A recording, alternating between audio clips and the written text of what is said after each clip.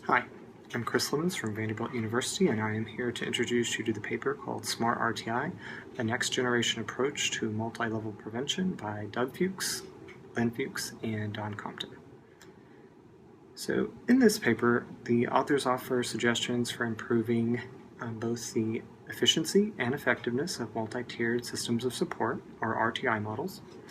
They begin the paper by clarifying terms, specifically their use of primary, secondary, and tertiary prevention. Next, the authors consider whether a two-stage screening for primary prevention may be more accurate compared to a one-stage screening procedure, and they summarize related research.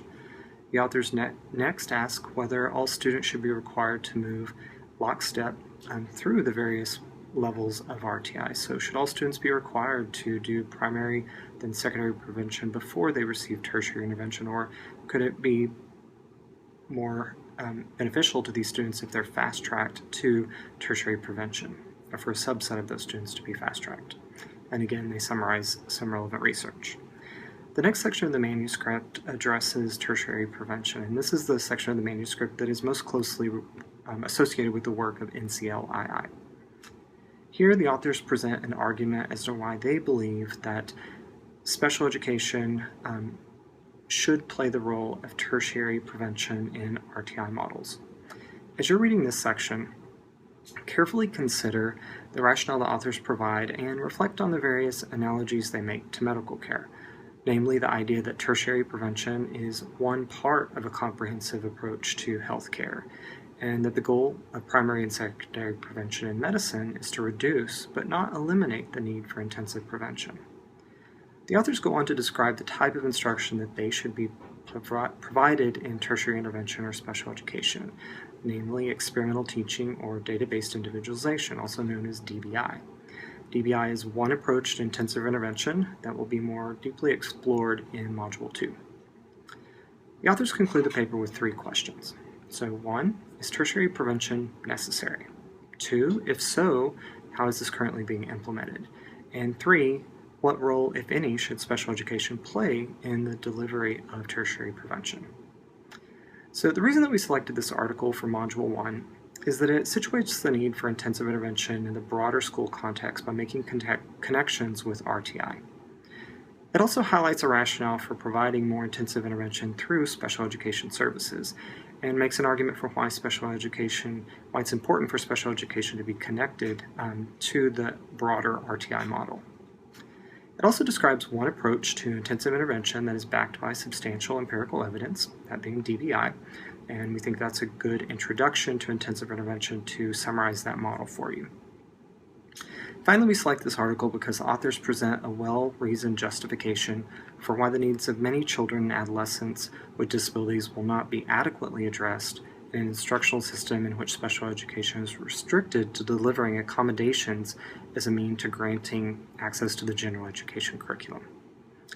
So a few things for you to consider as you read, and note these guiding questions are included on the PowerPoint slides after this video.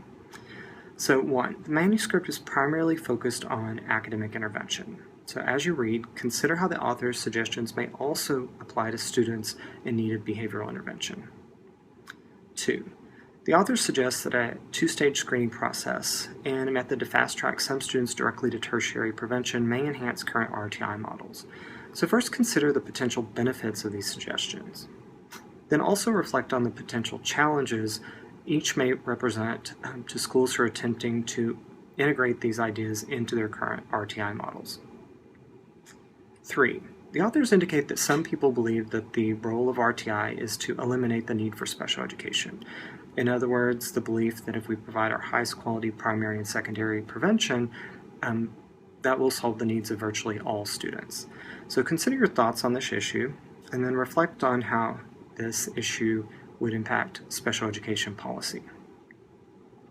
4, the authors also indicate that some reject the need for special educators to have specialized expertise. The authors refer to this form of special education as special ed as accommodation or special education light. So contemplate the consequences and associated student outcomes if the type of intensive intervention described in the paper were not allowed in schools. And 5, the primary purpose of NCLII is to increase expertise in conducting research related to intensive intervention and in training practitioners to integrate this approach into their practice. After you read the article, reflect on any unanswered questions that you have. For example, what do we need to do to ensure that special educators are trained to implement intensive intervention? How do we ensure that schools allow this type of intervention to be provided to students with disabilities? And after you think of these questions, consider how research that you are involved in or that you plan to conduct could provide answers to some of these questions. Thanks, and enjoy the paper.